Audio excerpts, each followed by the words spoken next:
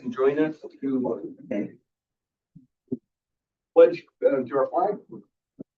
I pledge allegiance to the flag of the United States of America and to the republic for which it stands, one nation under God, indivisible, with liberty and justice for all.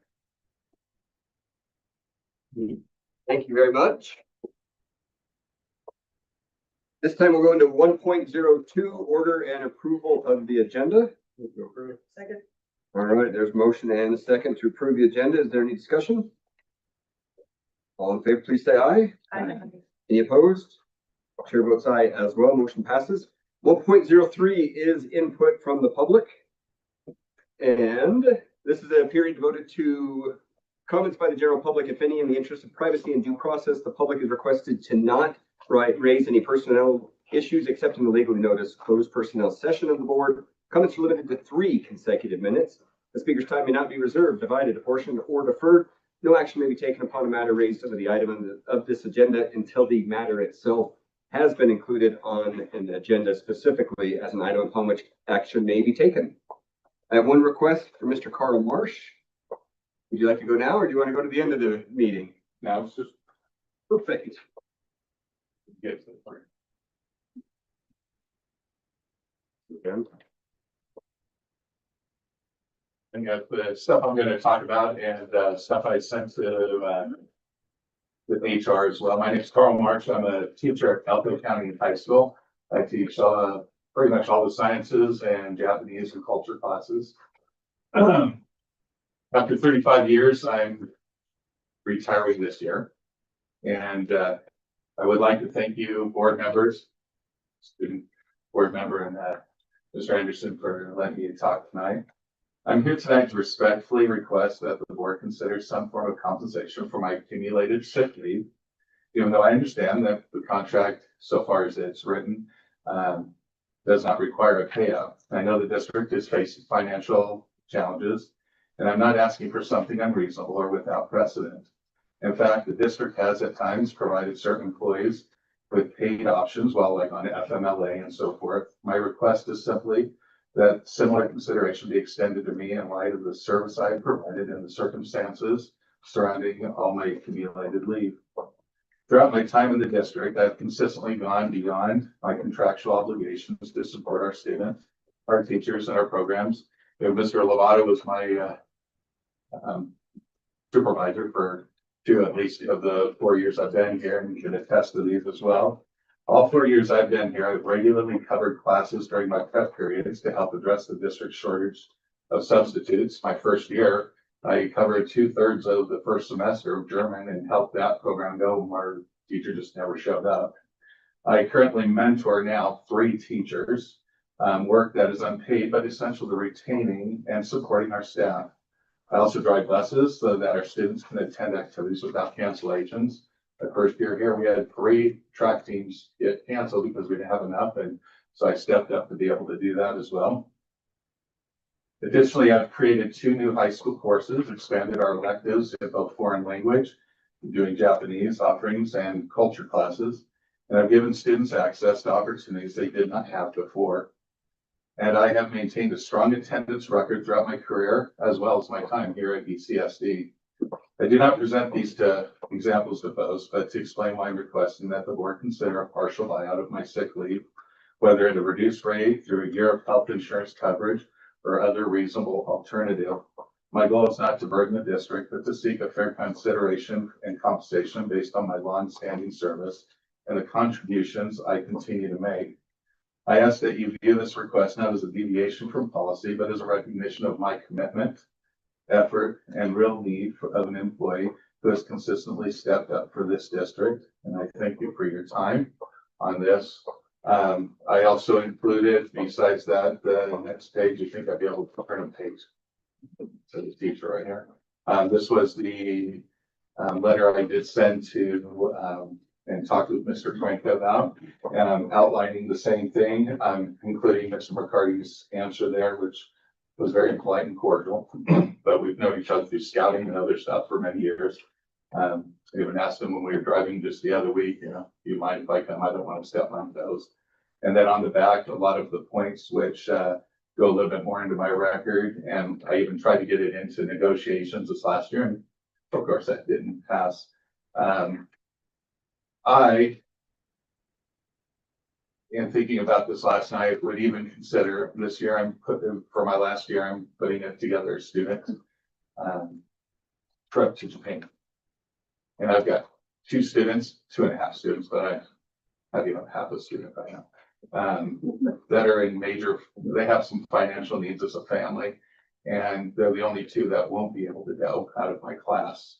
And I consider you guys would honor my request, be able to give that money and donate it to that class so they can go on the trip, so they don't get left out.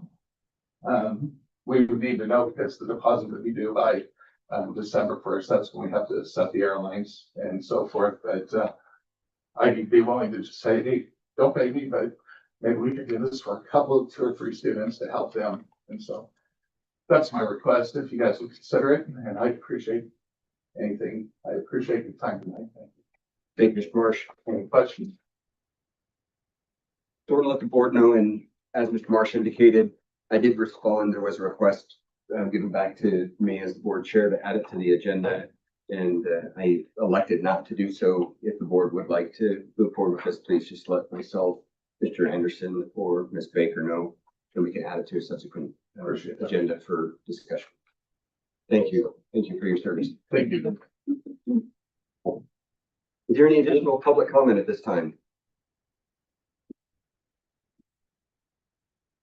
Okay, 1.04 is introduction of our Elko County School District Student Board Member, Ms. Haylee Warren. Haylee. Good evening, my name is Haley Warren. I'm a senior at Carlin High School and currently serve as our student body president.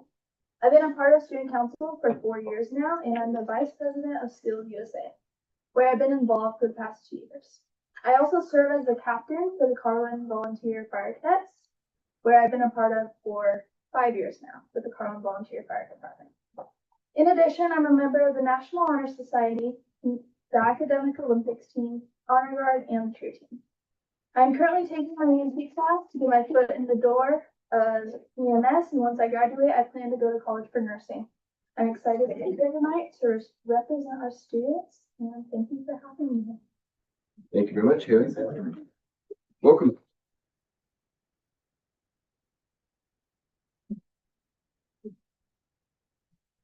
One 1.05 is recognition of our Carlin Combined School students. Come on down.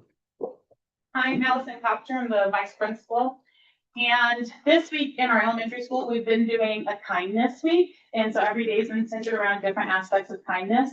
And they get different activities. We're making a kindness rock garden. And so like in art, they've all been painting their rocks. And they're going to go set them out into our rock garden. And they're very excited. And I was thinking about this idea of kindness and the examples that young students have. And it made me think about I have 2 seniors who are extraordinary examples of kindness all the time. And I really wanted them to get that recognition because it's the small, simple, quiet things that they do. It's the things that no one gets to see all the time. The staying after always help pin everything up to help the little kids when they're struggling and crying and sniffling and going above and beyond in all that they're asked to do. So I'd like to recognize 2 students who make our school a better place simply by being in it. They don't wait for titles or attention to be leaders. They lead by example every day in every space with every person.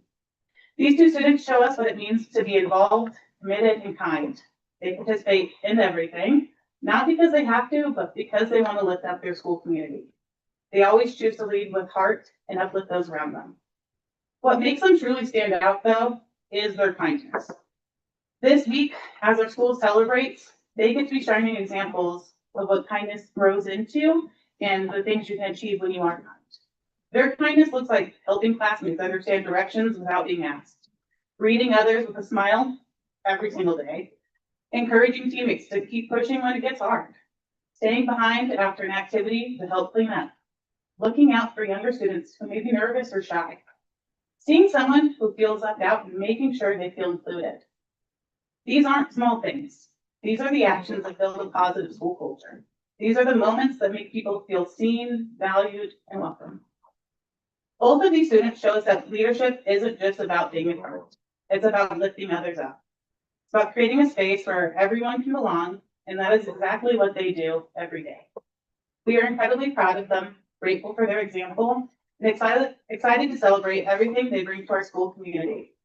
So please join me in recognizing Haylee Warren and Emily McNamara for their outstanding leadership, character, and kindness. Our school shines a little brighter because of you guys.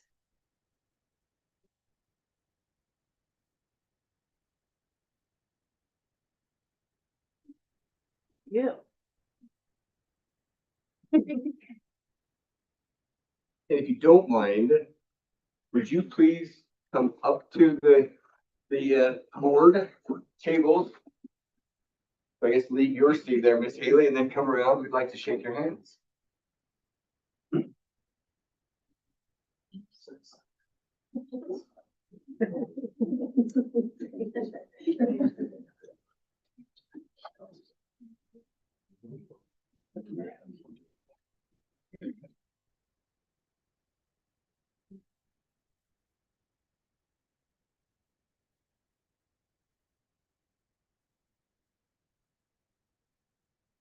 Any comments from the board? Ladies, thank you very much. Kindness does count. We appreciate what you do. Appreciate you being leaders by example. And thank you for making the community a better place. Give one more round of applause.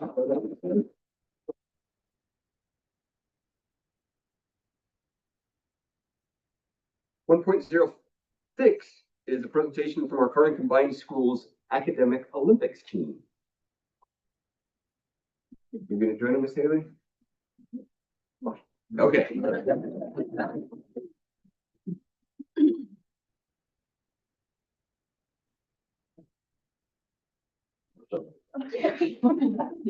It's slightly delayed, so just make it good.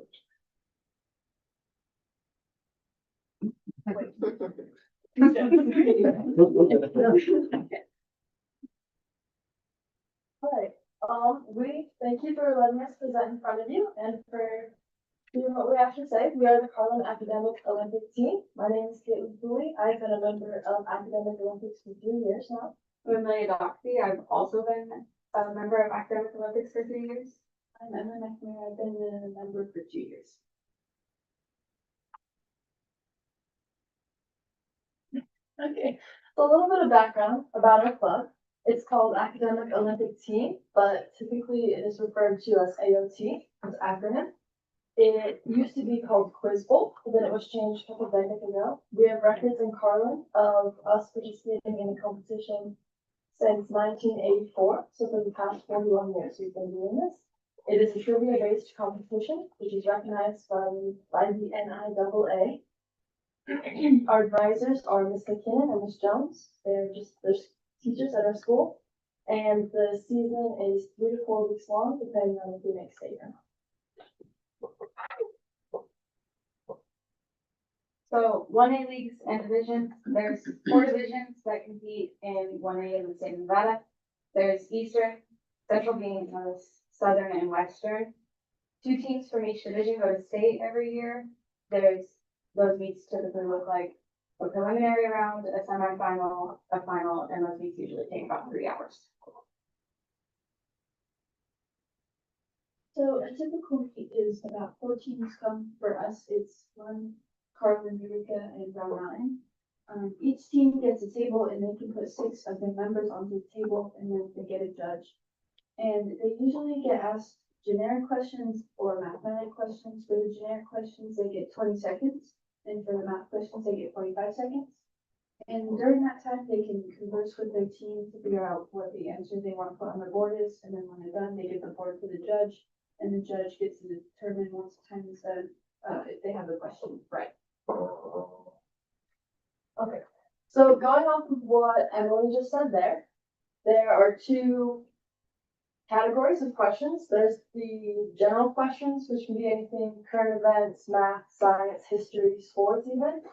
And there's 20 seconds to answer those questions. An example is empires. The Inca Empire of the 15th century was unsurpassed in size in the Americas. Which empire was the second?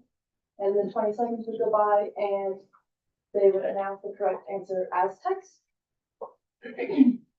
And then there's math questions, which teams have 45 seconds to determine the answer for.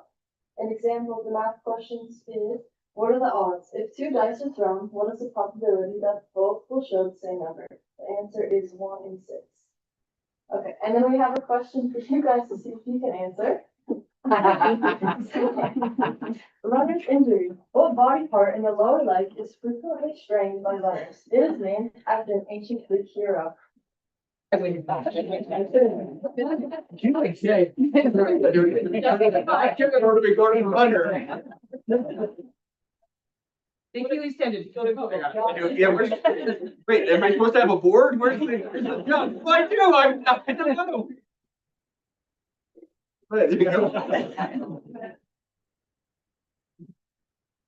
So for our team, we usually have practice on Wednesdays during lunch. Kids can bring their lunch in, and we usually start off with a quiz with a bunch of random questions, and you can answer as many to see like as many as you get right.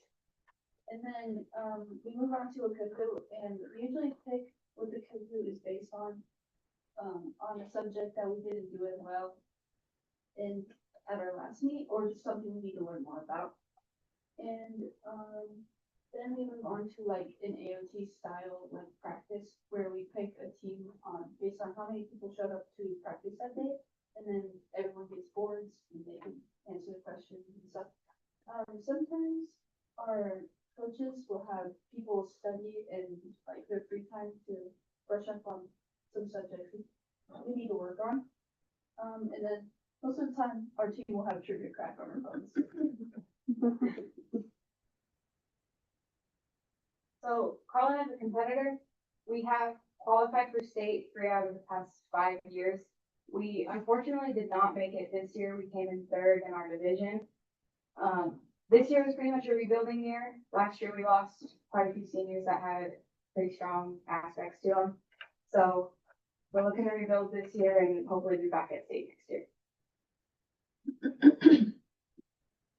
So there are many effects of being a member of AOT. Most of them, almost all of them are positive. It teaches students teamwork, dependability, and good judgment.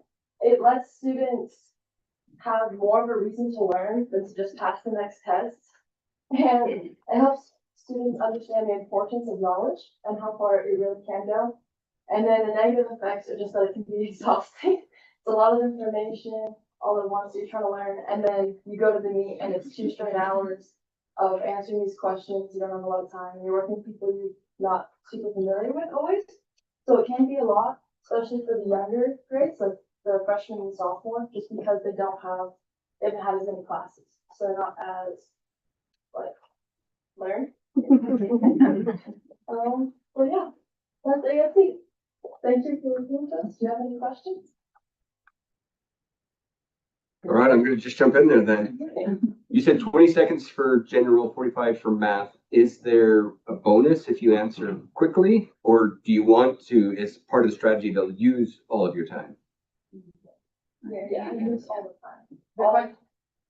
The question gets read twice and then the 20 seconds start. And then once the time is up, everyone just, you either have an answer or you don't. So, It's not like a buzzing in, right? Like everyone's answering every question all the time, and whoever gets the most right Yeah. wins. Okay, terrific. So everybody's getting the same question. Yes. So the 3 of you, do each of you have a specific topic that you're stronger at? I'm good at literature, like books and stuff. So I try to like know a lot about books. Cool. I studied a bit of religion. You were laughing at that pretty bad. I don't typically have a main topic that I'm best at. This year it seemed to be more of the history questions that I knew. But yeah, it's not really like one specific topic. Okay, thank you. So, how many, you said how many could compete? How many did you have show up throughout the season that ended up competing for your team? We have 14 members. So how many did you say compete in the team when you're 6. 6? Okay. There's Um, 6 Has there ever been an instance where there are two people on your team, because you all get to discuss what you want to put on the board, that are certain that they're right and their answers are different from each other? And how do you go about solving that issue? In 20 seconds. We have a captain on our table that basically just has to make the final decision and pick between the two on which we think is the right answer. I'll just say, I love that you guys are still doing AOT. Years ago, we missed a question about Pavlov's dogs. And so then we had a pumpkin that we named Pavlov, and that was our team mascot for the rest of the season. And that pumpkin went with us everywhere, and we never forgot about Pavlov's dogs, and it helped us remember a lot of other things. So anyway, it's exciting that you guys are still competing. I love it. It's such a great experience, kind of keeps you on your toes. Like you say, it's a way to think about, oh, what I'm learning in class today, I might need to know this for AOT later this week or next year or whatever.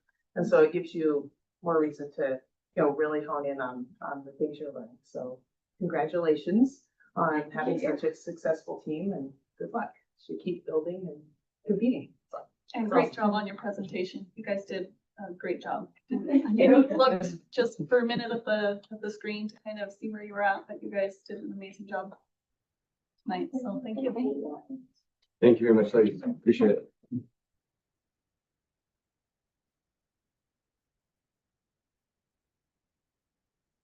Point 07 is presentation of portrait of a learner from the development committee. Convention, do you want to do an introduction, or are we gonna Yeah. have Mr.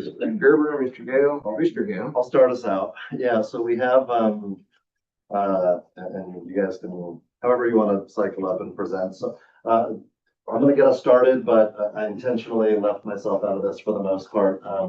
But for the last little over a year, we've been, we meaning probably approaching around 60 to, I don't know, 80 different people have been working together on the many pieces of putting together this portrait of a learner. And on top of that, the other hundreds of folks, students, parents, teachers, staff who've chimed in via surveys and things like that. So it's been a real big group effort. And out of those 60 plus people, I asked 5 of our various contributors to come here and present to you tonight. So among those are, we have Mr. Zach Gerber, who's an attorney in Elko and all over the county, Mr. Brian Gale, who is one of our county commissioners and a proud rancher out in Ruby Valley. Yeah, did I get the right valley? Especially proud. Okay, yeah. He loves his cows. I've tried to have meetings with him before, and he said I can't leave my cows. So I know he loves being out there. Right in front of Brian is Miss Carrie Meisner. She is she's changed roles recently, so I don't remember the title, but she's with GBC and representing higher ed on that group. You all know Heather Steele, who is our district CTE coordinator and bringing the educator perspective tonight. And then for the 4th time, I think already in this meeting, we're saying hi to Haylee Warren, who was one of our student representatives on the committee and has been, she's been just about everything we've done in regards to this the whole way. She's really knowledgeable about what we've been doing. So those are the 5 that are going to present, and just kind of give you a quick overview of how we got to where we are, the product that we're proud of, and where we're going from here. So with that, I'm going to turn it over to whoever's next. There you go. And then just, you probably noticed this screen has a little bit of a delay. Once a change happens, Charles will make sure we slide through the presentation. Go ahead, Carrie. Okay. Next. All right, so as you can see, and as CJ described, we've had a very diverse team working on this project. Our team convened in the spring, and we've been meeting in person as a large group several times, and we've also met as a smaller group a few times online. And in each conversation that we had about this project, our conversations have always been focused on this question. What does it actually mean to prepare young people to thrive in life, work, family, and community? And do I point to you? Like, who's doing? Charles, I Charles.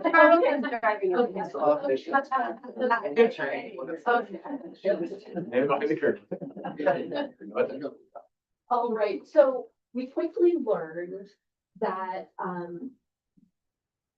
the answer to this question lies in understanding our systems from the classroom through our communities.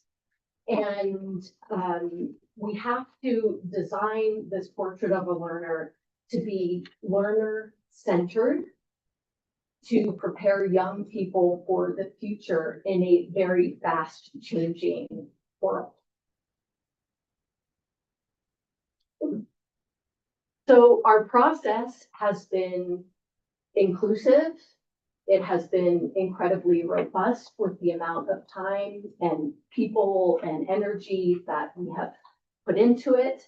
And we have been ensuring all along that members of the community have a voice in this process, and that students, community members, teachers, everyone in the community who wants to be involved has had the opportunity to be involved. We have used research within Elko County and beyond Elko County to help make our decisions throughout this process. And we have endeavored to understand what our students need in the world to succeed once they graduate.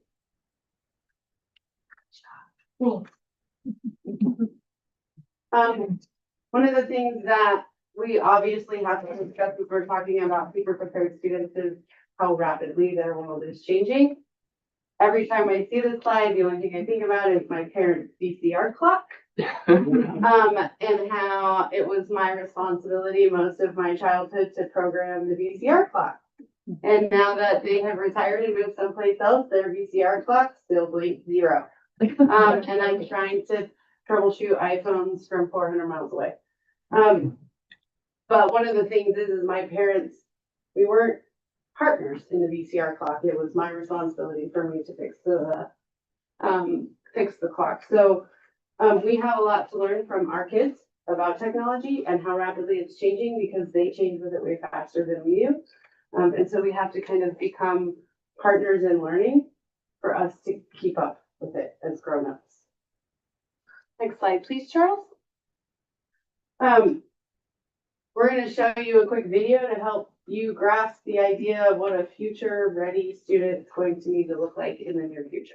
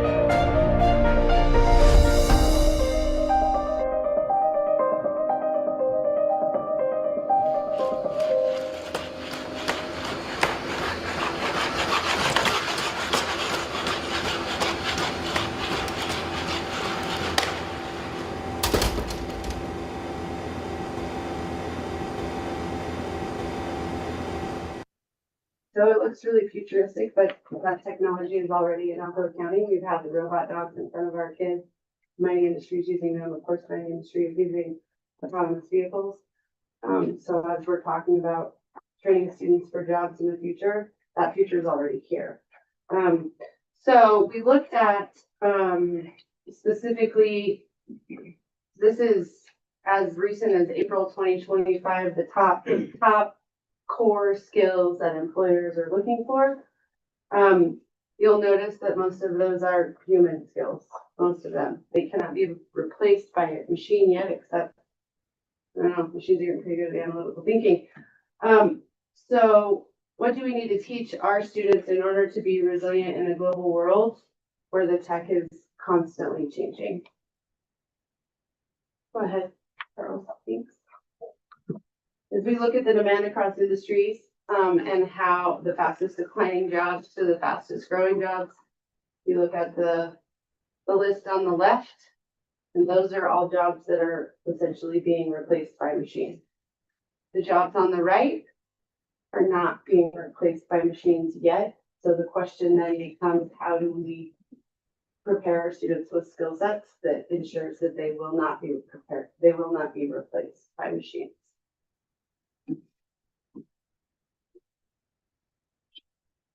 Great. So as CJ said, there were quite a few people participating in this 40 to 60.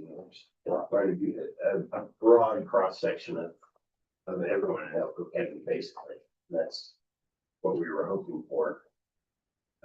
And for us, each of our unique and varied educational or real life experiences prepared us to make contributions for what a profile of learner should be. And then what does it mean? Profile of a learner. What actually is that? Charles?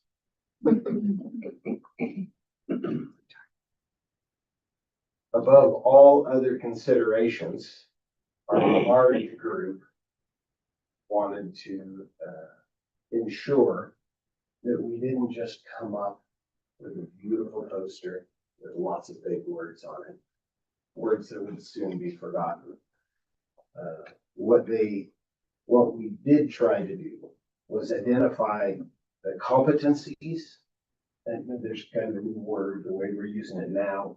It's the knowledge, the skills, and the dispositions that will be required for our students to have success, not just success, but contribute meaningfully, thrive as adult members of our community. Our learner profile will be the North Star that guides every decision we make, that guides every action we take in our efforts to prepare our students for the future. Charles? While developing our profile of the learner, we considered the state of Nevada's similar document. So this one here shows what their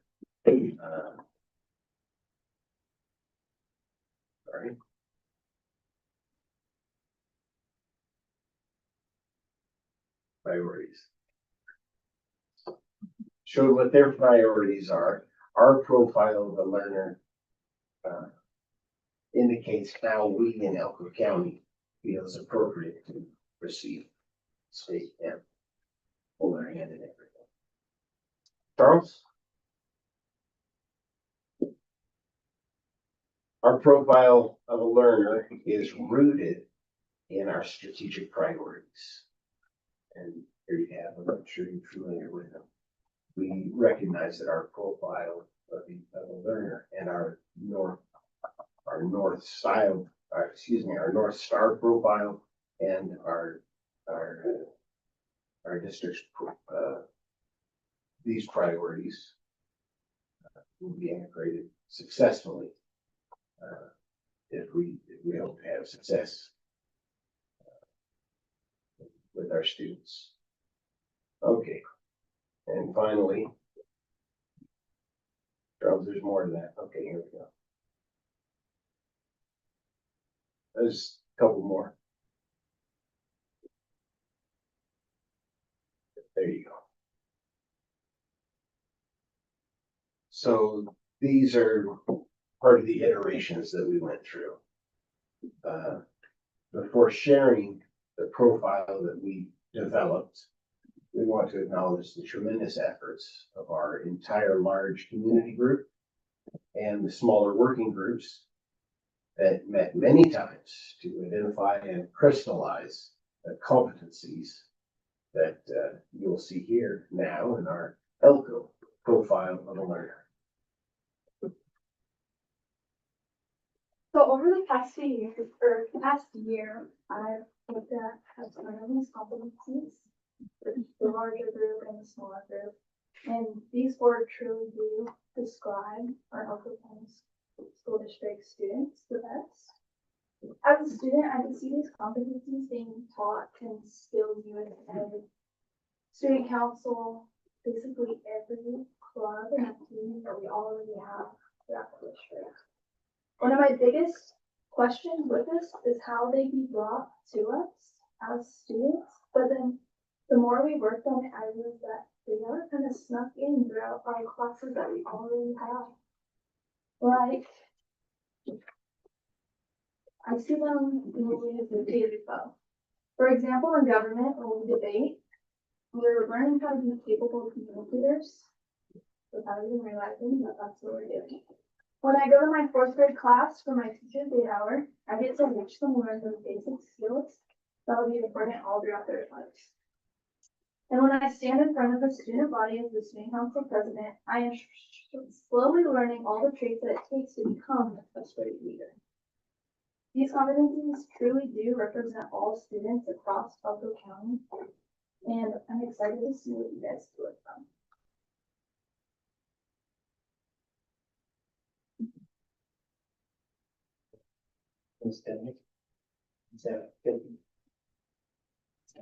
Okay, the first question I had when we very first met was, how are we going to implement this? I wanted to know from the very beginning.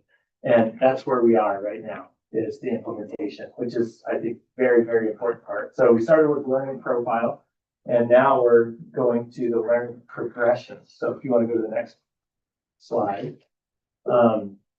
The learner progression is going to be made up of a new group, mostly of teachers that are going to meet and come up with a way to implement the learning profiles. And these learning progressions are going to be a development approach. So it's going to go from the youngest, from like Gigi, she's at Northside Preschool right now, Little Mustang, to Margot, who's in second grade at Northside, up to our middle schoolers and all the way to our seniors. And rather than being a stiff rubric, it's going to be a progression of learning these competencies as they grow and in their learning. Go to the next slide. So this next group is going to be begin meeting, I believe, in February 4th and 5th, and they'll start talking about these learning progressions, and then they'll meet again, and finally it'll come again before the board, these learning progressions, and I'm excited to see what they come up with and how it'll actually be implemented. I learned that these competencies were something that were really important to me that I was already thinking about, and you can go to the next slide, with my daughters. And every time I drop them off at Northside's preschool, or in preschool and second grade, I tell them the same thing every morning. Be good, because you are good. Say, be good, do good, because you are good. And I realized those are competencies that I thought were important, and I'm teaching them at this level. And I decided to expand the competencies that we're all learning and implement them as every student, every parent, all the community, the teachers, and the school board. And so now is a very, very important stage in this. We're done. We finished the learner profile, and now it's got to go on to the next stage. So we all ask that you don't drop the ball, that you allow this to continue to go and push it forward, because I think it is going to have a tremendous impact. And I'm excited to see when Gigi graduates from high school in a few years, how this has impacted the Elko County School District. Thank you very much. Thank you. I'm just gonna wrap up with a comment. I love how, we intentionally had Haley present that one slide. She's obviously confident enough to be able to do this entire presentation on her own. But it was so important to us that she talked to you about these competencies as one of our students. And she said something very poignant in there, and that was that she, it was so easy to see how important these competencies were to be successful in things like AOT or in student council and some of these things that kids self-select into, right? But the idea is how do we, as she said, sneak it into everything all the time, right? And so that's what's so important about the learner progressions part, is it because you're going to have some teachers who are naturally are more adept at providing leadership opportunities or providing a different angle of a competency. But when we do these learning progressions, the goal there is to have every class, every content area, every teacher, every subject have intentional incorporations of these competencies throughout. And so it's that intentional approach to it. It's great when it happens organically, and it's great when it's just, that magic occurs, but how can we make that happen more often? And so that's the goal here with the next it took us a year to get to the point we are now, and it's going to take us a while to get to the next point where it's fully integrated, but that's the goal. And I just, I'm grateful to Haley. I'm grateful to these four who, I was like, man, how many people am I going to have to ask to do this? And I asked 5 people, and all 5 said, yeah, count me in. So they're fully invested in it. And I'm looking forward to seeing the next people that step up and, do these next steps. So if you have questions for me or for any of them, and they didn't volunteer themselves, but Ray and Candace have been involved in the portrait. Kayla's been around for most of it too. So Morrow has been around for a lot of it. So there's a lot of people in the stream that have been part of it. So feel free to ask away if you have anything you want to cover. I'd just like to say thank you for your work. I know it's been a long process, but I appreciate it. And lately I've seen a few things online about how we don't care about students. And I think this just shows, yes, we do care about students, and our community cares about our students. So I appreciate your work in this matter. And I look forward to seeing this progression. I'm excited for it. Jeff, I've been ignoring you most of the day, not purposefully so, but do you have anything you wanted to say at this point? No, I'll turn on the screen so you can see me, though you'll know if I wanted to say something. I apologize if my connection isn't good. I'm somewhere in the middle of the Pacific, but it's cold here too, so no pleasure there. Anyway, I just want to thank everybody on this Portrait of a Learner committee that put in a lot of time. We saw how much time went into that when we did our workshop a couple weeks ago. And I really think this is an important step that we're taking, and that can really help define what we want to accomplish. It's nice to have an end goal, something to work towards that's more defined like this. And so, like, again, I really appreciate the work that's gone in. And something that Commissioner Gale and I talked about a little bit, or he expressed to me, was if I can look here real quick, it was basically to help these students understand and appreciate the rare gift of America and what they have here growing up in Nevada and Elko County, as opposed to, and I saw some things today, honestly, that helped me appreciate that more. And I want to try and integrate that into, but like I say, I'm really, really happy with the progress we've made on that. And like was said, we can't drop the ball. We've got to move forward with this. So again, thank you. Thank you, Jeff. Anything from the rest of the board? I also want to say thank you, Mr. Gerber, Commissioner Gale, Ms. Steele, Ms. Meisner, Warren. Thank you. Thank you for your time. Thank you for the other 35 to 55 other people that joined in. A couple things that I took away. I've kind of been a fan of politics since I could vote. So 30-ish years. And so what I've developed in that time, I love where we live. I moved away, I chose to come back, and I'm an advocate for home rule. I think we know best about how it works for us. This is an Elko County product. This is coming from Elko County people. Now, does that mean that we didn't use outside sources? Not at all, but we're the ones that are choosing this. And so I think it's important that the community understand that as well. Yes, as a school board, we get the opportunity to help guide and direct, and the teachers are educators, certainly, but if we don't have buy-in from our parents, our clerks, our supervisors, our managers, our owners, our citizens, this is not going to do the good that it could do if it's just one body working on it, if it's just educators. So I'm imploring the community, embrace this, continue to help it grow, continue to modify it as we need to. Because as we saw on the slide where only 15 years ago, Google was introduced, or however long ago it was, 20 years ago, it doesn't take long before something else changes. By the time Gigi is graduating, it will have changed. So we need to make sure that our community is buying into this. Please make sure that you are helping the district and helping our community help, most importantly, our students in their portrait of learner. Okay, I'm off my soapbox now. So thank you again for your time.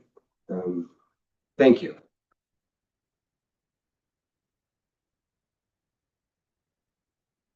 Please. And I really appreciate the competencies that were chosen. I've seen lots of these from different states and other areas, and I love these because these are competencies that will go, forward with our students regardless of what happens with technology. And I just love the four that have been chosen. One that really stood out to me under a responsible and engaged learner, the one that says, take ownership of my learning and choices.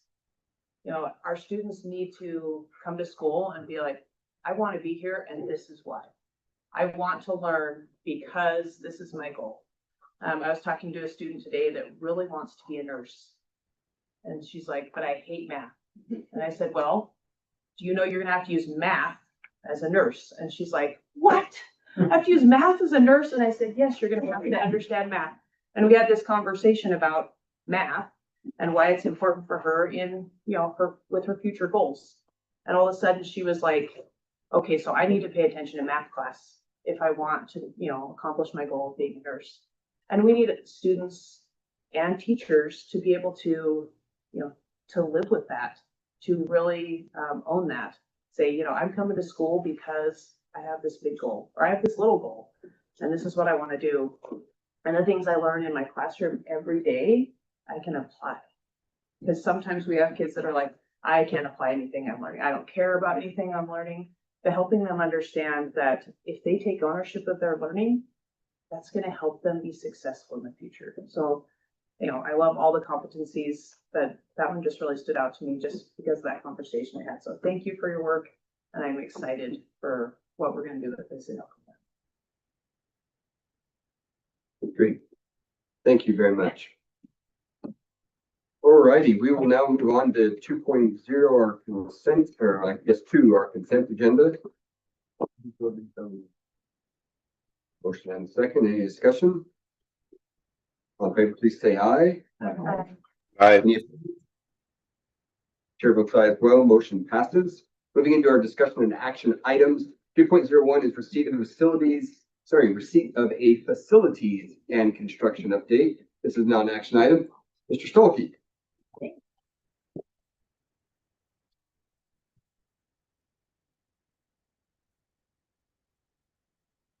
Evening, everybody.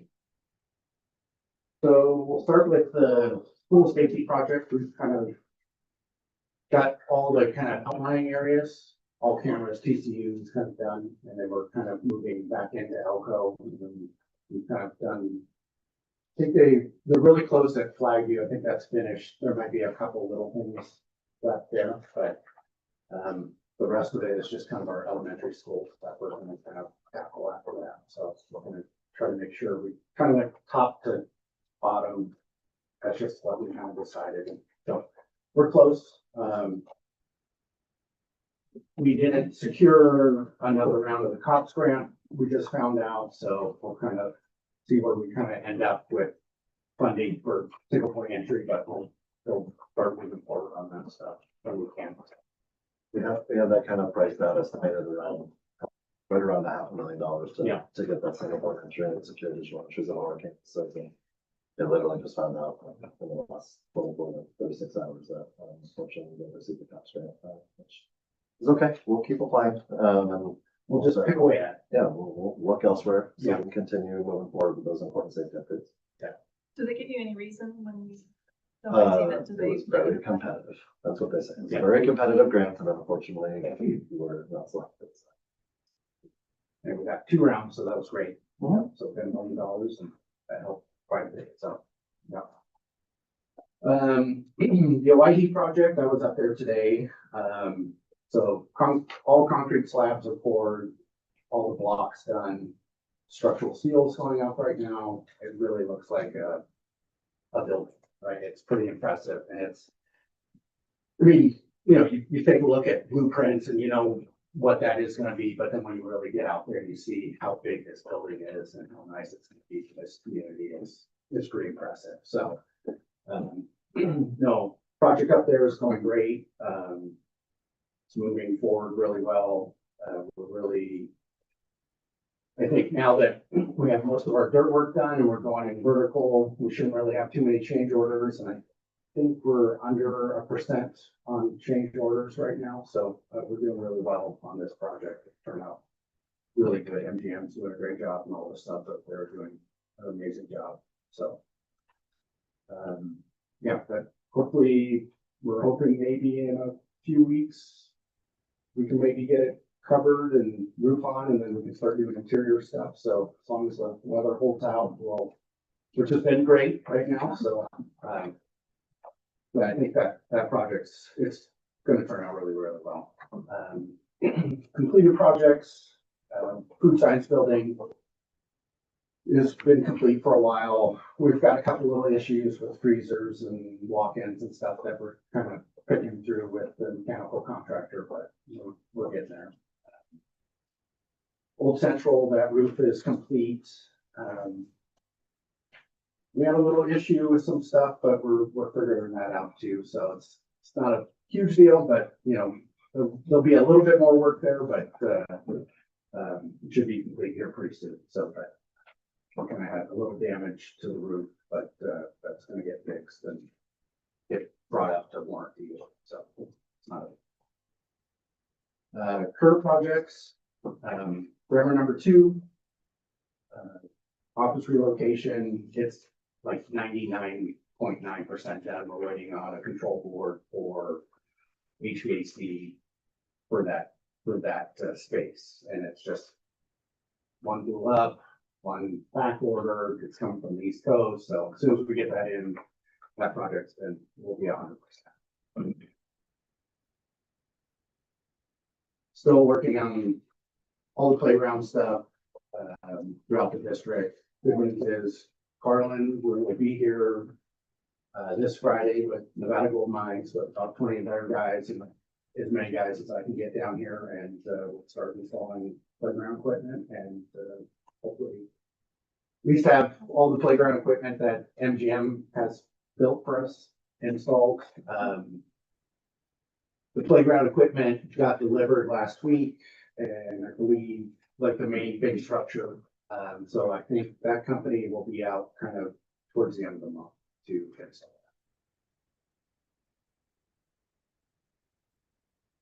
that.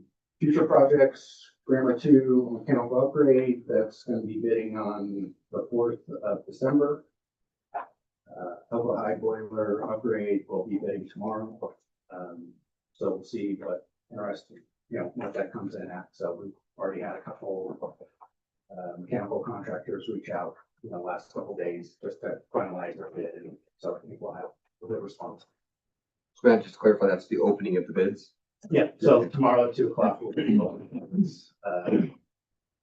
I mean, we kind of know from there, but we still kind of have to review and then go through with legal. We do that the next day, and then CJ will either approve or So the recommendation for that, those projects.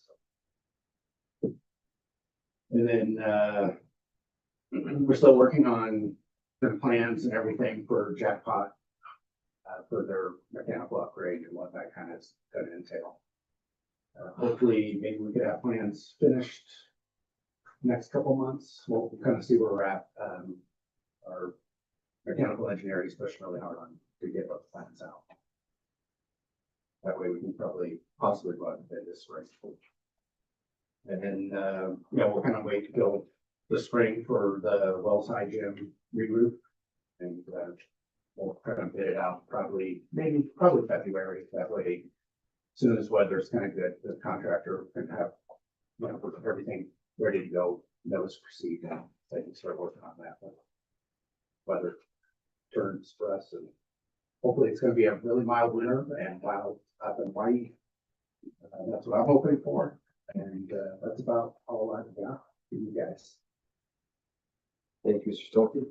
Anything from the board? All right, we appreciate your time. I'll just say, I'm really excited for sometimes you talk about things for a while and then is it really gonna happen? And I felt a little bit like our Carlin playground. There's been a lot of patience from people around here, or at least I've felt some patience. Maybe there's been some impatience too, but like it's taken longer than we wanted it to, but we've had a lot of opportunity to collaborate with some folks, especially from NGM and from the Carlin complex, to donate money, donate time, resources, and they're going to continue to do that to wrap this up. And so, I mean, there's ways it could have done faster if we just threw some money at it, but I think what we're going to find is a true community collaboration, and We're really excited. with a little bit of throwing some money at it as well. But they're very excited to have it. And it's something that I think the whole community is going to be proud of and be able to appreciate. And so we're sorry that it took a couple months longer than we hoped it would, but we're here. It seems pretty close to the door of having that done, and kids will have a nice brand new playground before you know it. It's great. Great. Thank you, sir. Yep. Alrighty, 3.02 is receipt, review, and possible approval of proposed policy ADB, school attendance areas, attendance outside assigned zone or assigned zone of attendance. This is for possible action.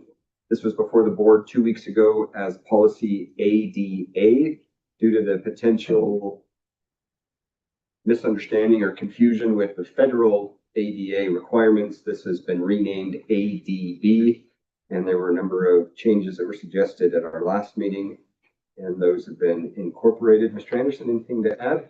Yeah, so sorry I wasn't, I appreciate the leniency for me not be around when this was presented last meeting, but appreciate the comments, and could definitely see where there's some area for potential misinterpretation. So we did some clarifying of those things, and something else that I want to make sure is clear with this as well, just reiterating that this is a required policy we have to put in place. It very closely mirrors the bill and various MRS.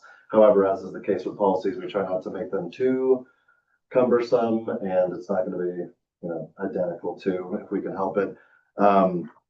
So that's what we have here. And then the other thing to keep in mind is because this is really all laying the groundwork for something that goes into effect for next school year, we're putting this in place now to again start to lay that groundwork, but we are definitely going to see this policy again for revision kind of in the spring, because between now, once it gets approved by you all, let's just assume that happens tonight, then Candace, who is primarily oversees most of the work that goes on with variances in our school district, she will get to work on making the necessary changes to our current variance process.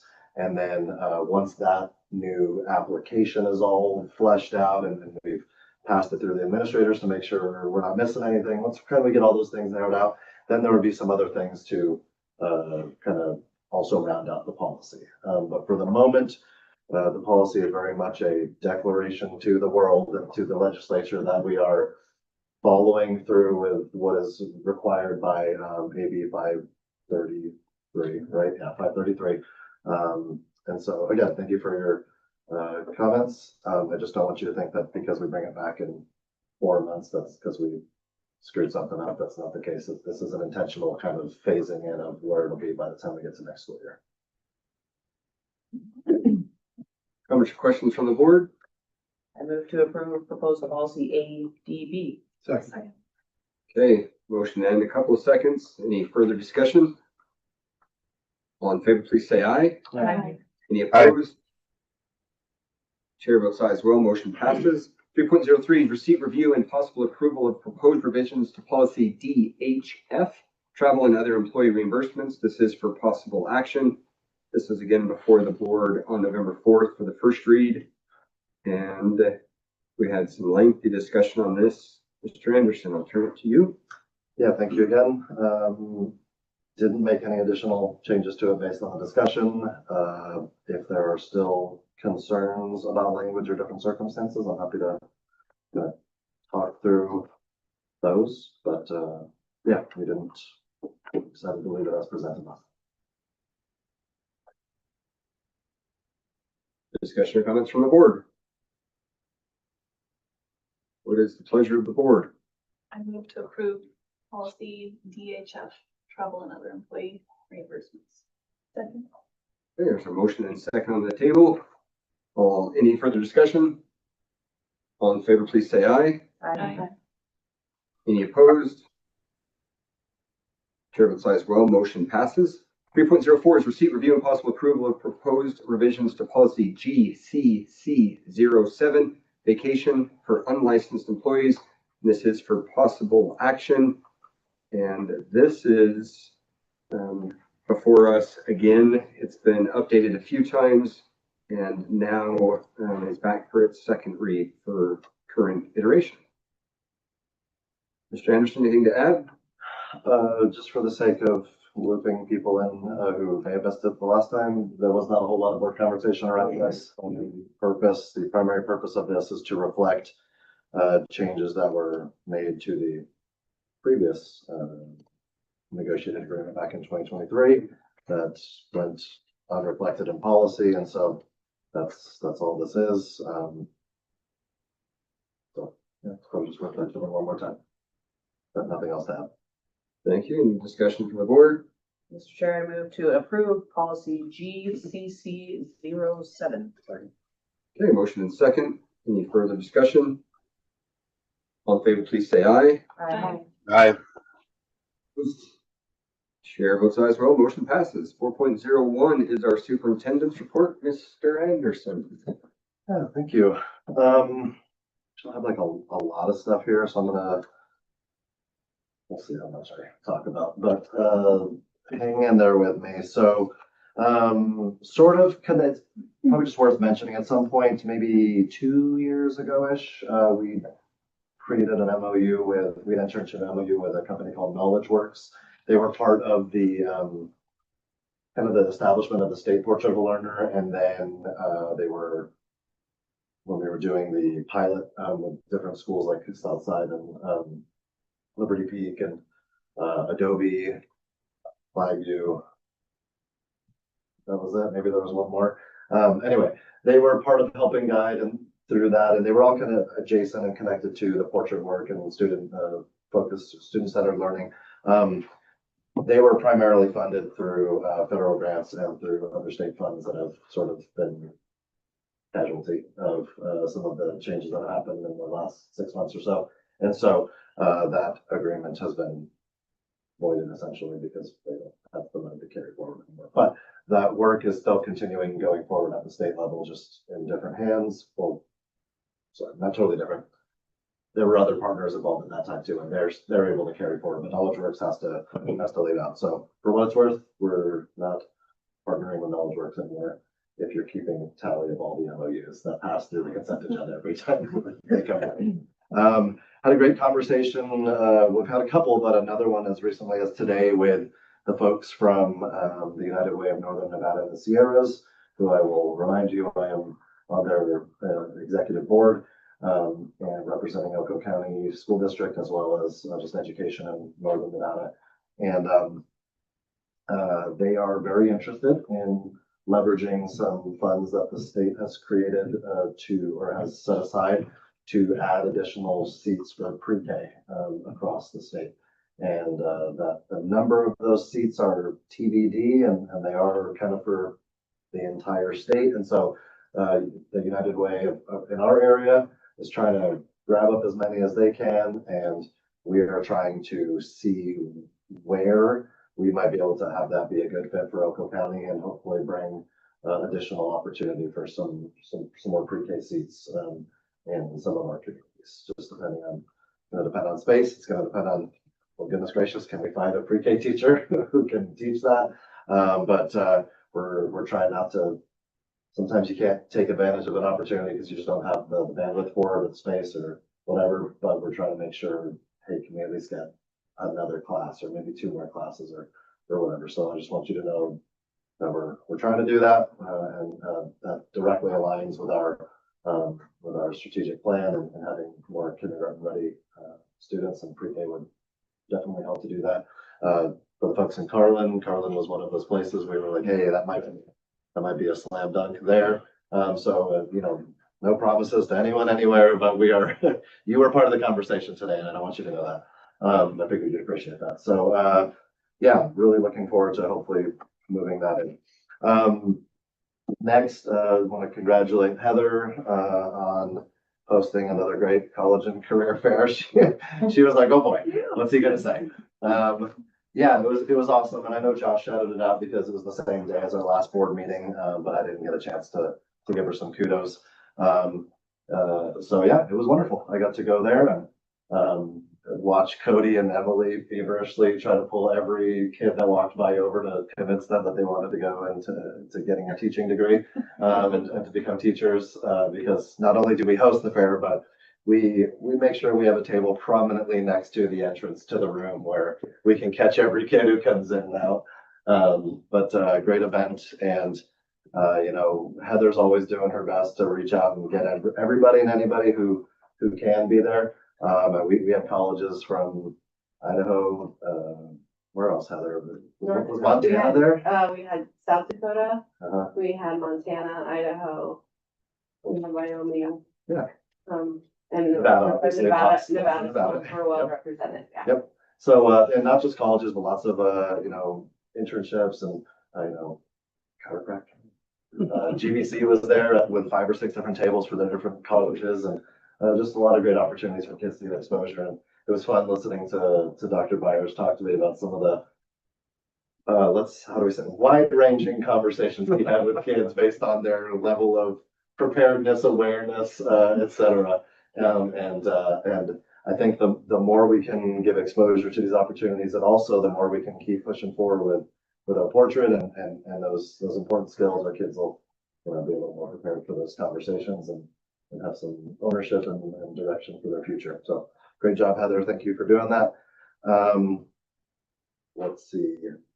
I'm not going to say too much about it now, but because Susan asked me about it a couple of months ago, and I said, sure, I'll do it. Pretty soon, I'm going to give you an update on some of the development in Wells. They're going to be bringing in a couple of new facilities that are supposed to probably add to the community of Wells and potentially indicate some increased enrollment in that community because of that. So we've had conversations with, so there's 2 different companies. One is Amazon and the other is called Ultra Tanks. And I've had conversations with some VIPs from those companies, and they've kind of given me an idea of their plans, but they also, you can tell that they're used to doing expansions of this type, and they're like, hold on, buddy, we're not there yet, where we're talking about employees and how many kids they're going to have and all that. So they know that we're very forward thinking on trying to be well planned for that, and they're aware of our timelines for when we get to the spring. That's when we start projecting staffing for the next year. So they've sort of assured me that in both cases, it seems like those facilities are going to be set up and maybe starting to quasi-run in the spring. And by that point, they'll have a really good idea about who their employee base is going to be, how many of those are going to come from within the community already, and how many are going to be coming from outside. And then we can start to make those projections a little better. So we'll have more concrete information in the future, but just wanted you to know that wasn't in one year, out the other. It's been a work in progress just to get some face time with those folks because they're very busy. So anyway, had those conversations recently. Had a great time at lots of this is a fun time of year. I sort of jokingly mentioned to the administrators at our last admin council, I said, and now we enter the fun part of the year where there's lots of holidays, and let's make sure we're also learning at school still. But because it's the kids are so excited about Halloween and Nevada Day. Thank you. And Thanksgiving is coming up, and we just had Veterans Day, and there were some great celebrations there. We're coming up on the Christmas or the holiday and the other holidays around that season. And so, we're going to make sure learning is still a priority during that time. But inherent in these times is there's so many opportunities to not only see and do fun things at schools, but opportunities for charitable donations and just wonderful things that they're doing. Ray and Candace were able to send me some pictures last week. I was in DC on Veterans Day, but they went to Spring Creek Middle School's presentation, and the kids were doing the Field of Flags out there and how they honored those folks. We saw a wonderful video it was North Side. I think we forwarded it to you all I believe maybe not.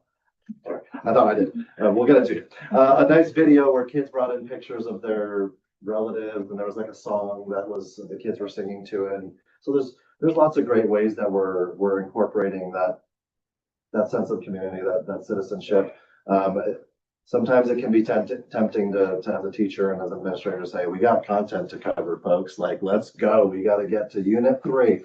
But you don't want to squash a kid's desire to have fun and to have community and to be involved and have those experiences with each other, because those matter.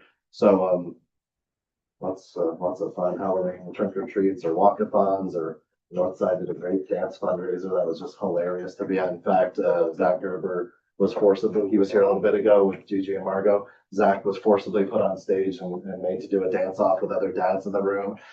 Thank goodness I was judging and didn't have to get up there and dance. That was a relief. So lots of great fun things going on at the schools. They do a great job of building community through those events. So encourage you to participate in those as you can. I'm going to pass on a couple of those. I do want to share something from West Wendover High School.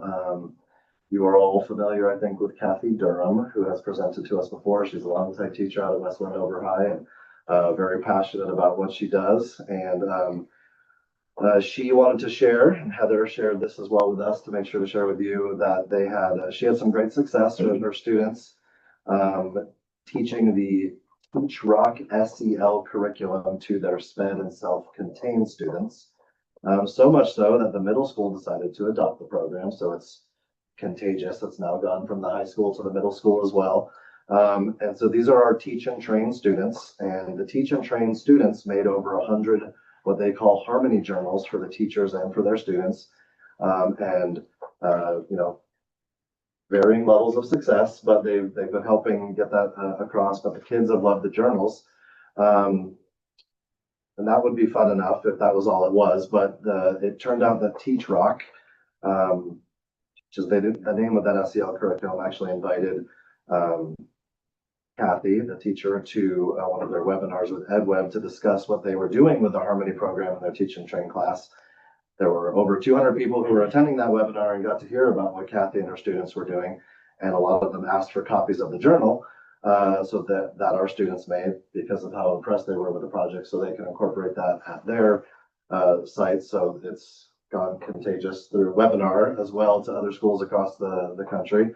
And then semi-recently as well, she attended a fundraiser for Teach Rock.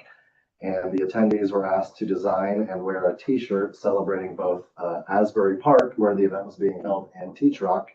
And her students were tasked with both the design and the creation of the shirt using materials, and they won first place for the t-shirt design.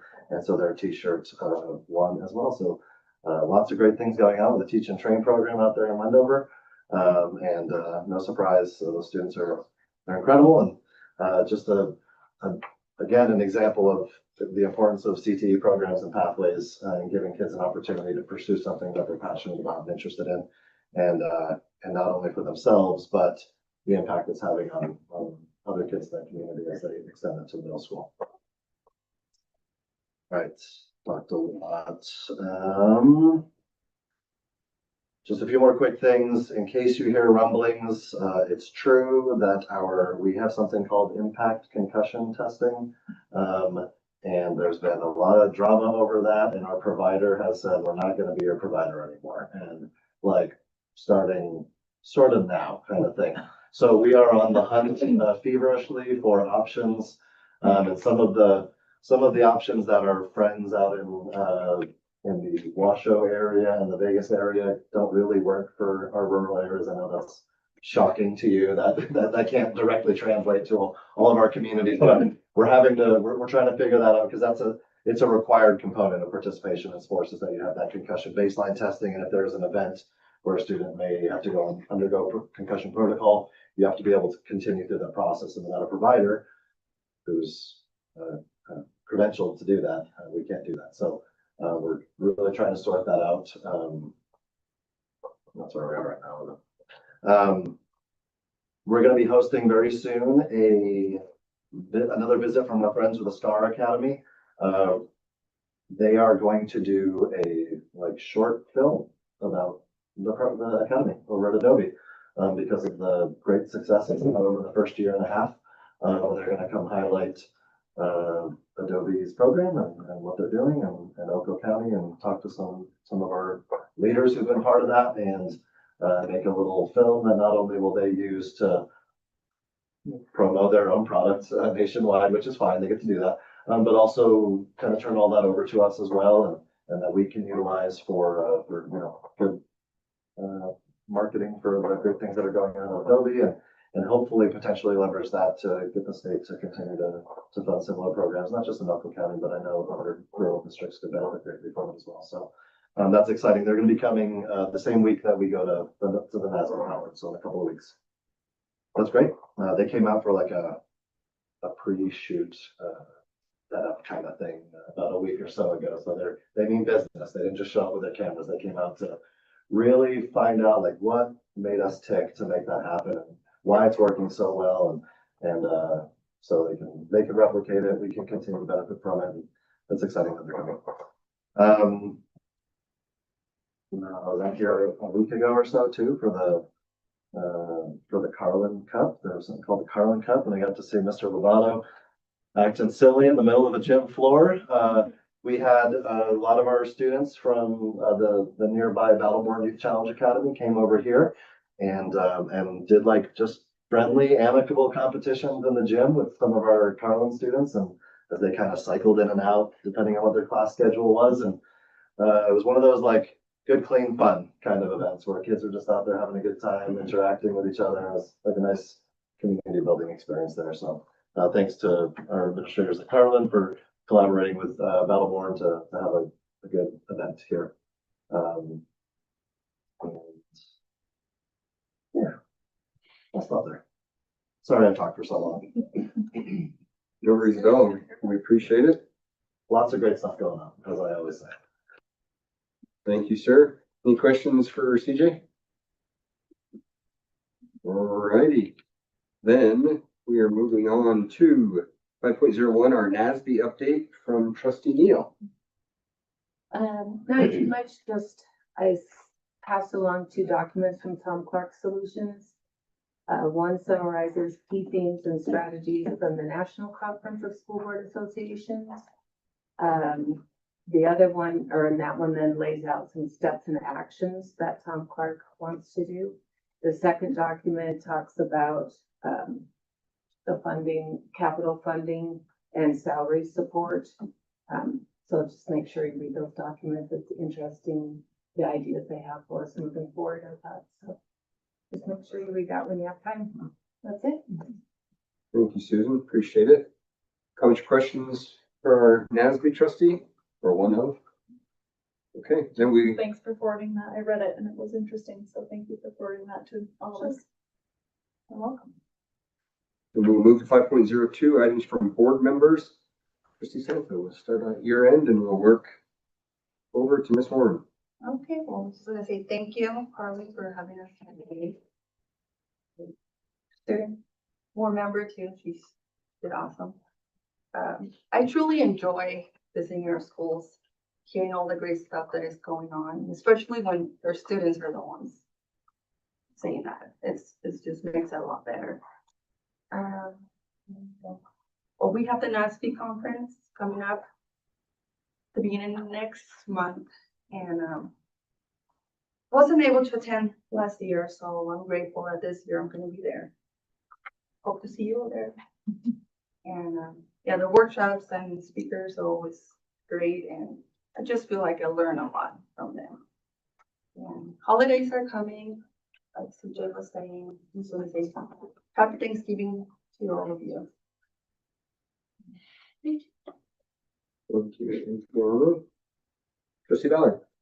I just had some thoughts. He was talking about all the holidays and he wanted to kind of make sure that learning was still happening during all of that stuff. And I just wanted to say that I think our schools are doing a great job, even when they're doing those fun things, to have those be opportunities where those kids are learning and are becoming through the processes. Like when we had the presentation from Adobe and middle school, and they were doing the Hawks Halloween, and the kids planned all of that. And so there's some, even in the fun stuff, there's all sorts of learning opportunities and growth opportunities for our students. And so just thank you to the teachers and all the people that help to put those things on. They are kind of already doing this learner-centered stuff and thinking about how can we have our children and our youth and our students be in the center of all of this and benefit from it as much as possible, even when it's fun stuff.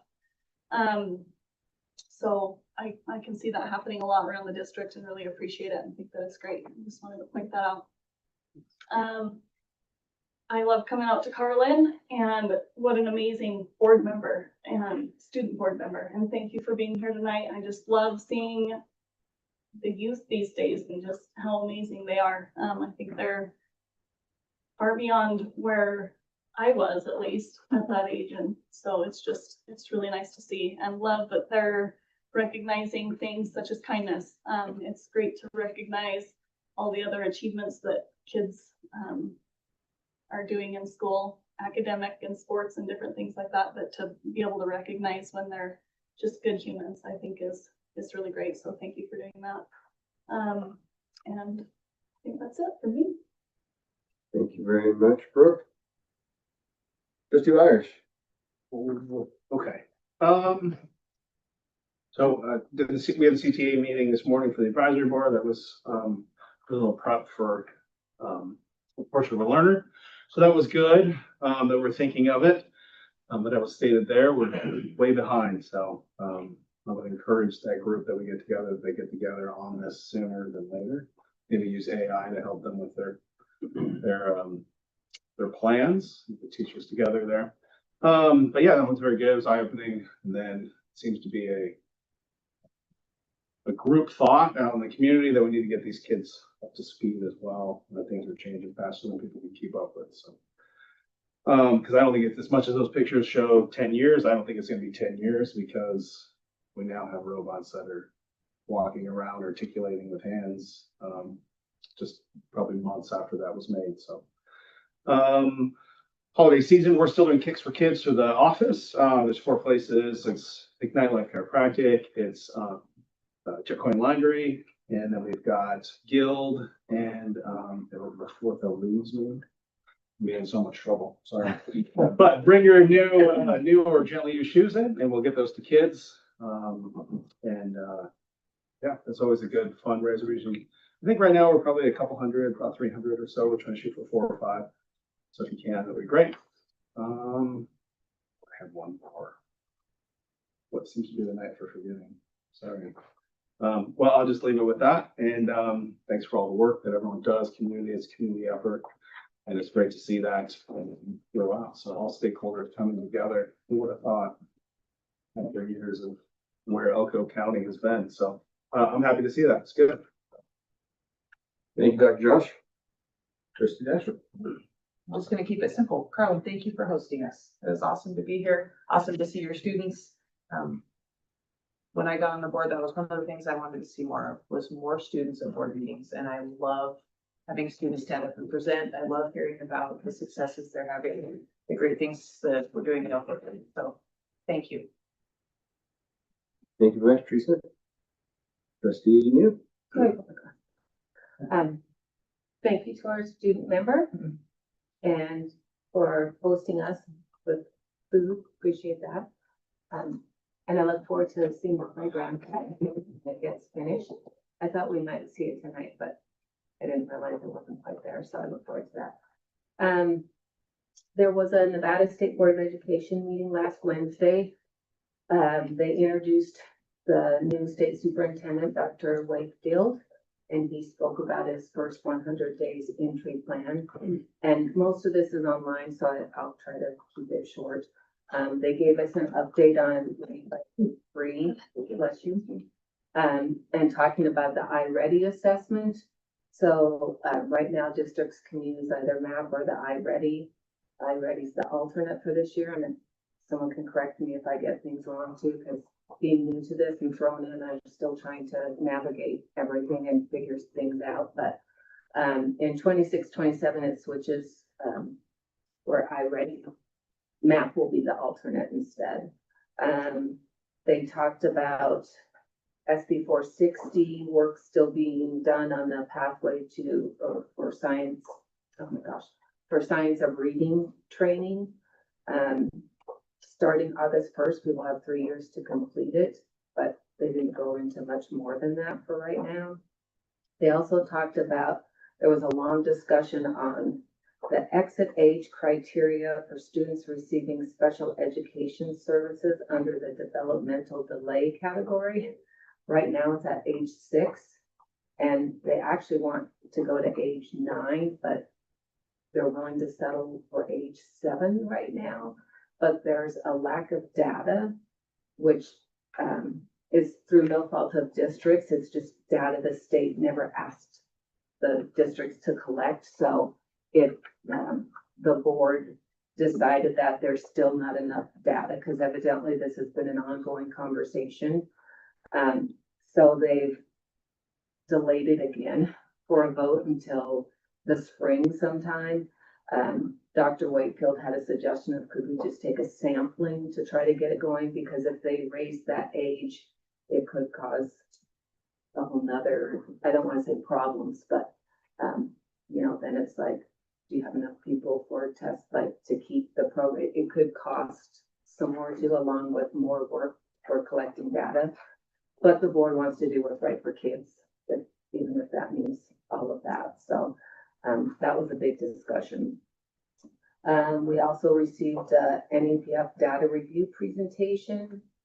And that's from the Teachers and Leader Council, which I'm part of, which meets soon. And there's several changes that are happening.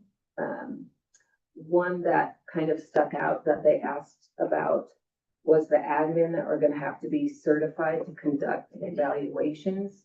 So there's been talk about, well, when is this training happening? What is the training? And that information wasn't available yet. So that's kind of up in the air still too. And then today I had the pleasure of watching a mock trial at the Carlin courthouse. The Battleborn students came over, and they've been practicing in their class, and Judge Holbrook invited the students, hey, come to the courthouse and you can do it here, which they were all excited for. And they've been saving things and gathering up items like wigs and jackets and ties and everything. And if you could, I'm sure they'll post pictures of it, because I wasn't sitting close enough to get great pictures, but if you could see what the bailiff looks like, it was hysterical. So they had lots of fun with it. It was based on the story The Veldt by Ray Bradbury, and I hadn't read that, so I went home and read that short story, and it was really good. So anyway, and they had the jurors come in, and then Judge Holbrook invited some lawyers to come in so that the kids could ask questions of the lawyers after everything was done. So it was really a lot of fun to watch them do that and just enjoy themselves too, because they're still kids as well, even though they have their uniforms on and everything. And just, be thankful and happy Thanksgiving to everyone. That's all I have. Thank you very much, Susan. Ms. Warner, before we go to you, unfortunately, Trustee Durham's connection at sea was not as stable as he would have liked. So he did text me and he asked that I please extend a thanks to the whole Portrait of Learner Committee, but specifically those that came to present today, as well as the rest of the presenters, and to our student board member. So thank you for that on behalf of Trustee Jeff. With that, I will turn it over to you, Ms. Haylee. So I'd like to spotlight a new thing that we're doing in our school. So we used to do it, but we kind of did a revamp. So we're starting a new broadcasting team put together by our publications class. And we've just started this and we named it the Red and White News. It gives us a platform to kind of spotlight students from all around our school, K through 12. Even those, like, we hear a lot about those students that are in sports and getting posted for that. But through this, I'm able to send out messages to teachers and telling them to, like, pick a student that's always a helping hand. So you get to hear, and then we do a little interview, and we create a big video that spotlights our clubs like Hope Squad, Student Council, and all their events that they have going on. But then you also get like an insight on that student's life, and they get to explain why or how they feel about giving them a award of student spotlight. So I think that's the whole new thing that we started again here. Great. Thank you very much, Haley. Okay, then I'll wrap this up. Thank you also to Carlin, Ms. LeBar, Ms. Colbert. Thank you and your staff, as well as to your students. I want to wish the community and, of course, our own staff happy Thanksgiving. I'm going to throw out a few plugs. And as Susan said, it's time to be thankful. And along those lines, it's also a time to be giving. So the Giving Machine features 5 local charity partners. It's available in Elko at the Haylee Shopping Center, the Elko Junction Shopping Center. The Communities and Schools and Head Start of Nevada are featured in that this year. So I encourage folks to get out there and support them or the other 3 local charity partners, as well as a few international partners. Communities and Schools is also one of the Festival of Trees charity partners this year. And so Festival of Trees will be the 3rd through the 6th. And that will also include the Elko Cancer Network, Elko Animal Shelters Support Organization, or LASSO. And I apologize because I am sure that I'm going to mispronounce this. Nuawaikai Payan Missing and Murdered Indigenous Women Awareness Group is the 4th group, the 4th nonprofit that is featured through Festival of Trees. So it happens that end of that week is the same weekend that the Christmas Bazaar is happening. Support our local vendors that are coming out for that, please, as well as the folks that have traveled in from out of the area, because that also supports the Elko Senior Center. As a reminder, we are currently scheduled to have only 1 meeting in December for the Board of Trustees. As such, the agenda will be more full than normal. Be prepared for a longer meeting for anybody that's going to attend and for our board members. So just want to throw that out there. With the Thanksgiving holiday, the agenda also is going to be released 2 days earlier. So please look for that in a week on Tuesday, the 25th. Once again, happy Thanksgiving to everyone. And with that, we will go into 6.01, approval of the accounts payable. This is for possible action. Mr. President, I'd like to propose that we make a motion to approve board docs, the main 111/1825, and then throw on the Lone Wolf, so we limit the amount. Okay, so a motion at first for the main accounts payable as well as Lone Wolf. Yep. Okay, is there a second? Second. Okay, any further discussion? We'll have to disclose that I work for Lone Wolf, so I'm abstaining from voting. All right, further discussion? I'll disclose that I have a family member who works for Wellsville Electric, so, but I will not be abstaining from voting. The same disclosure is perfect. Perfect. All righty. All in favor, please say aye. Aye. Any opposed? Chair votes aye as well. Motion passes. I'll do a move that we approve McCarty. Okay, motion and second. Discussion. I'm going to disclose that I am McCarty. This was in relation to a bus transport, so I'll be abstaining from this one. Further discussion? All in favor, please say aye. Aye. Any opposed? Perfect, and chair abstains. Motion passes. We'll move into 7.01, our final opportunity for public input. I do have just one quick question. Please, I don't, do you want me to stand or can I just sit right if here? you can stay there, but just give us your name. My name is Tracy Thomas. I'm a parent of a student parent and I'm a former employee, full-time employee of Elko County School District, and I currently sub. I don't know who I'm supposed to ask the question to, but it's in regards to the playground, of course. I have a kindergartner who her first birthday was on the first day, or her sixth birthday was on the first day of school, and she thought that her new playground was gonna be there for her birthday, so I'm very lacking in this birthday present. So I'm just wondering, I know that it's going to be done very soon, but there's rumors around the town, or the school, I should say, that we won't be able to use it until the mulch is here. So I guess I'm just asking for clarification on when are the kids gonna get to use the playground? When will it be useful? You know? I think we can, I don't see an issue with kids on swing sets or anything like that. I mean, the mulch is coming. Right. And that will be towards the end of the month, but Okay. I think it would be nice. This Friday, we get a bunch of this equipment up and Cool. kids can go. I mean, how are you gonna keep kids off of it? Right. And that's like the rumor stirring is like, how are we gonna keep them off? And like, is it fair to just like let them, like, here's your new playground that you can't touch? Because someone was told that it can't be used without mulch, and that of course spread. And so then I guess I'm just coming as apparently the only concerned parent, but a parent who's concerned because of course my kindergartner is like, when are we gonna get to use this playground that we've been watching? Because the rock wall is there, or what's gonna be the rock wall, and the kids are stoked, of course. So just looking for clarification. Yeah, we're, Mulch for safety reasons, I'm assuming. yeah, so we're excited to get it all in. The mulch is supposed to be coming basically along with the main playground structure, which is so like, that should be coming basically the same-ish amount of time. Yeah, some of that's actually shown up and we're bringing it over. That's what some of those pallets are out there. Yeah, the mulch is very much from a safety perspective, and so we'll have to have a conversation with administration about kind of because like, as exciting as it will be to play on something, it won't be excited to fall off of that onto hard frozen potentially ground at that point, and break something. And so we're at this point, like, it's supposed to also move pretty quickly, so really soon.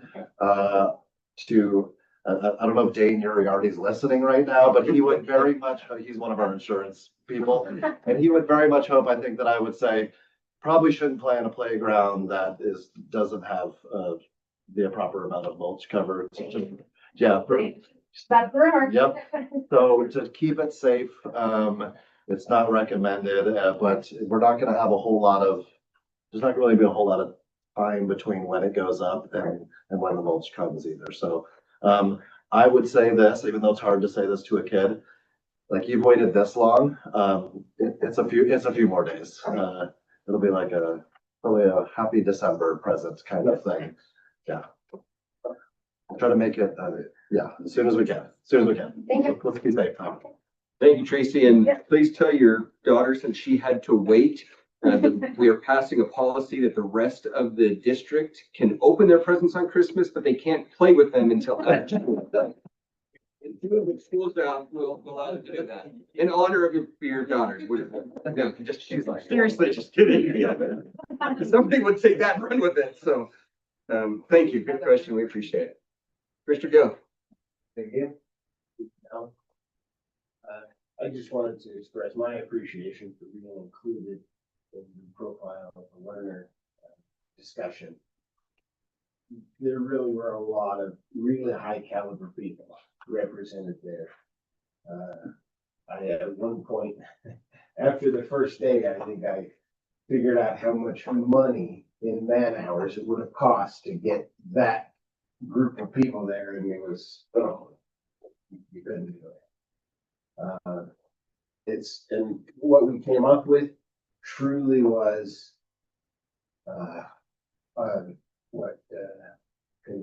conglomeration. It was a work of everybody.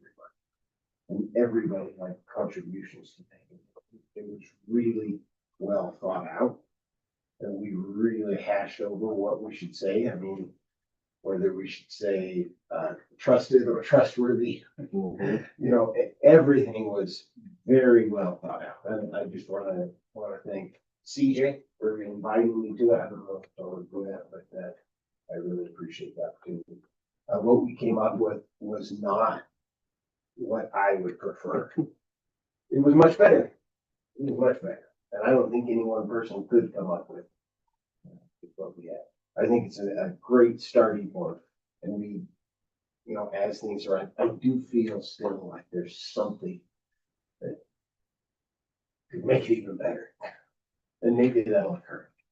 So, yeah, I just want to express my appreciation and put my personal stamp of approval on what we came up with. Thank you, sir. Any additional public comment?